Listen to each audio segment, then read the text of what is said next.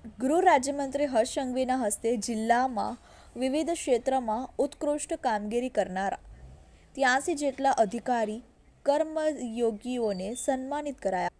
સુરતમાં શુક્રવારે કામરેજ ખાતે જિલ્લા કક્ષાના પ્રજાસત્તાક પર્વની ઉજવણીના અવસરે પોલીસ, આરોગ્ય, રમતગમત ક્ષેત્રે, વન ક્ષેત્રે ઉત્કૃષ્ટ કામગીરી કરનારા અધિકારીઓ કર્મયોગીઓને ગૃહ રાજ્યમંત્રી શ્રી હર્ષ સંઘવીના હસ્તે પ્રશસ્તિપત્ર આપી સન્માનિત કરાયા હતા.